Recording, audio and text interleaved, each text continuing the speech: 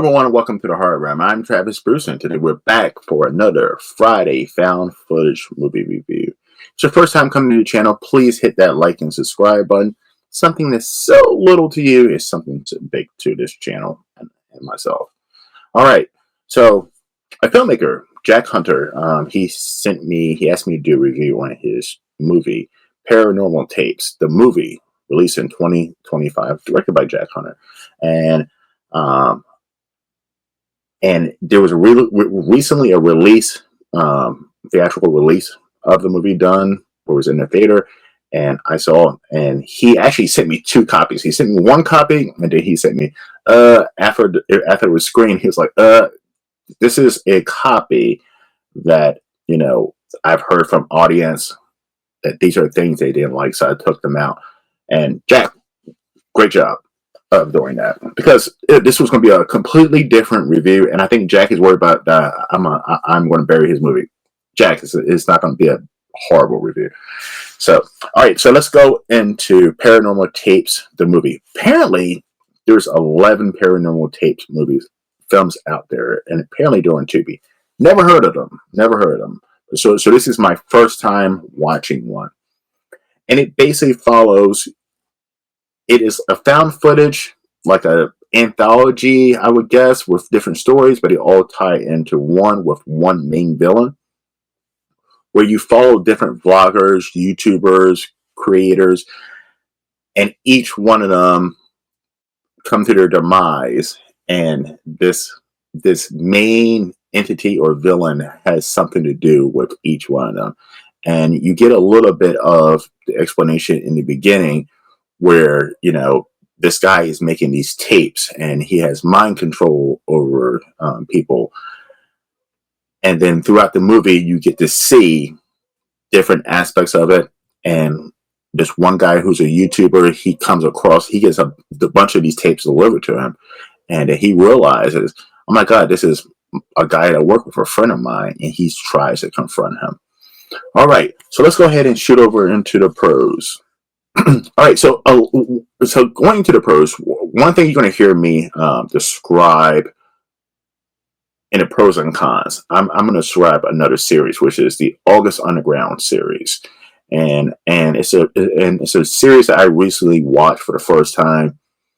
And so this movie, it seems like this series has a lot of inspiration from that series, but it does a lot of things that I hated about that series.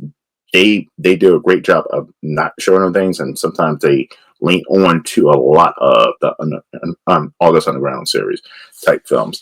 So the first thing is, this has actually an interesting story. It actually has an interesting story and an interesting concept that, when that's more deeper, that, when it comes to content creating and YouTubers like myself, how we get so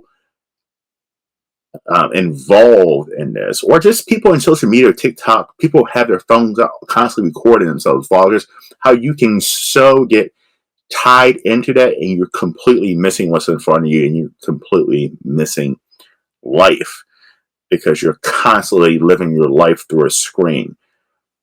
And I thought that was an interesting concept for, found footage, or horror movie, or movie just in general. So I definitely gave it a plus on that. The second one is, this movie, for good, bad, or worse, it keeps you engaged. You want to know, where is this fucking going? And that's something you're going to hear me say, that, August Underground, keep bringing that up. August Underground movies, they're kind of hard to sit through, because you don't know where they're fucking going, but you don't care if you're not a fan of that type of stuff, the over-the-top gore with no story. At least this has a story, it keeps you engaged, where you're like, okay, there's some crazy stuff going on here, but I want to watch this to the end. And that's the key thing as a filmmaker, I feel like, when, as someone, I'm an audience, whether I like the movie or not, if you can keep someone engaged and curious to find out how the movie ends, it's a win-win, especially if you're doing streaming services and that watch hour. And this movie does a great job of that. All right, let's go ahead and shoot over into the negatives. Okay, the first negative for me is the acting is over the top. And this is something that that goes with all kind of ground. It's oh whoa! Like, you know, it's not the acting just so over the top where it's kind of, it gets a little annoying over a while. There's very little character development.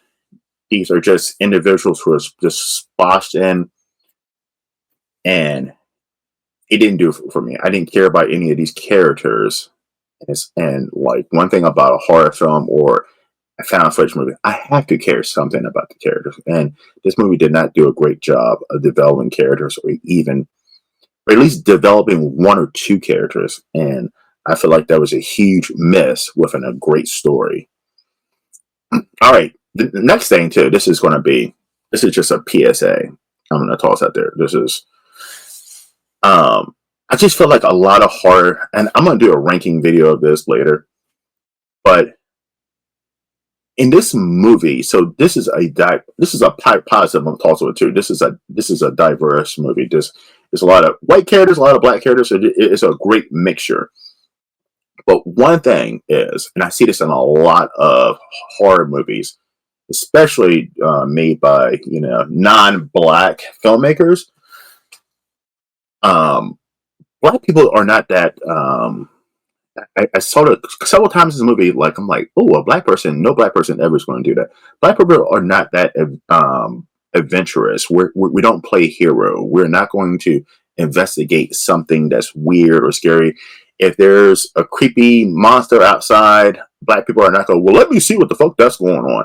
That's never going to happen. We're never going to confront, if we think one of our white friends is a serial killer, we're not going to invite him over to confront him about being a serial killer.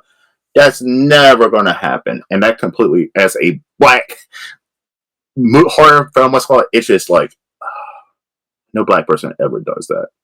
Never. So that's one thing. If you're a filmmaker, you don't know black people that well, please do not ever put black characters playing hero. We're never going to play hero. When danger is going this way, we're going this way. It's male, female, they, them, whatever pronoun. We are never, ever running towards danger. We're never going to investigate danger or something suspicious or weird. And this happened numerous times in this film. And if you're a black person, you're going to be like, no black person ever does that. The next thing is, this movie, to me, I just felt like there was something missing. And maybe it's because I didn't see the other 11 movies. But it felt like, to me, there was something missing, or there should be some more about the backstory that I don't know about. But it just seemed like there was a huge chunk of the story that was missing. And I don't know if this is a standalone movie, or do you have to watch it first 11. So, Jack, or anybody who likes that series, please let me know. And listen, if it is, I will go watch try to go watch the 11 movies to see if that ties into the pieces that was missing. Overall, though, this is a middle of the road found footage movie.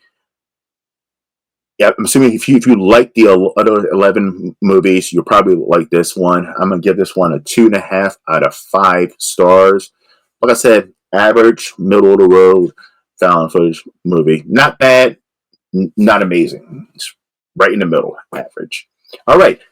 Well, thank you for coming to this next edition of Found Footage Friday Movie Review here at the Horror Room. I'm Travis Bruce. We'll see you next time. Take care.